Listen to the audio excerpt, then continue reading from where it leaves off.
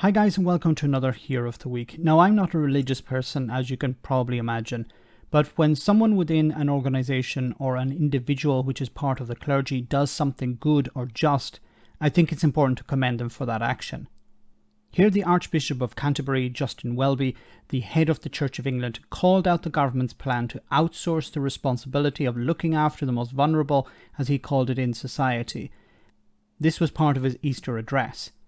Now, while some polling suggests that many people are supportive of this approach, I don't think it sits well with the majority of the public, and the longer it goes on, the less popular it will be. Have a listen. And this season is also why there are such serious ethical questions about sending asylum seekers overseas. The details are for politics and politicians. The principle must stand the judgment of God, and it cannot. It cannot carry the weight of resurrection justice. It cannot carry the weight of life conquering death. It cannot carry the weight of the resurrection that was revealed first to the least valued, for as a policy it privileges the rich and the strong.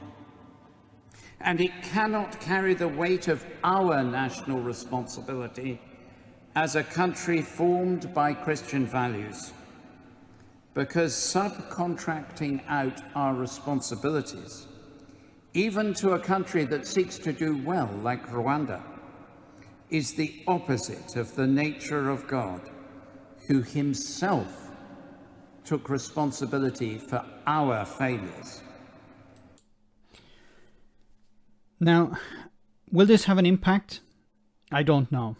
But I think more and more people are turning, when they've actually considered what's happening, I think more and more people are turning against the Tories.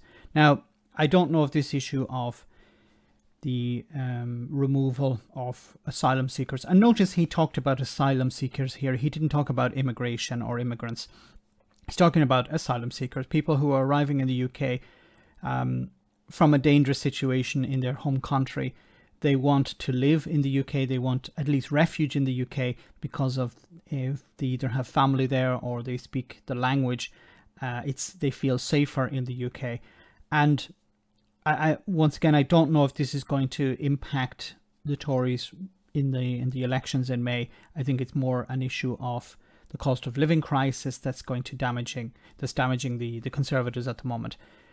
But it is important that these things are called out, and it is important that someone as senior as the Archbishop of Canterbury, who speaks for many Christians in Britain, that he calls it out. He says that it's against God's belief, or God's teaching, God's judgment. And I hope this is going to have an impact. I hope this is going to convince people. Obviously, it's not going to convince the likes of Jacob Rees-Mogg or Boris Johnson or Nigel Farage, but it will convince maybe some people within the Conservative Party. Maybe it will convince many voters. Do we really want to go down this road? Do we really want to support policies like this one? And at the next election in May, hopefully, those who would have traditionally voted for the Conservative Party will flip more likely to the Liberal Democrats or even to the Labour Party. But we'll have to wait and see. So I want to say thank you to the Archbishop of Canterbury for bringing this up. He's doing a good job here. He has a platform, a massive platform, and he's using it for the good. Let me know in the comment section, guys, what you think about all of this. As always, your comments are greatly appreciated. Thanks a lot.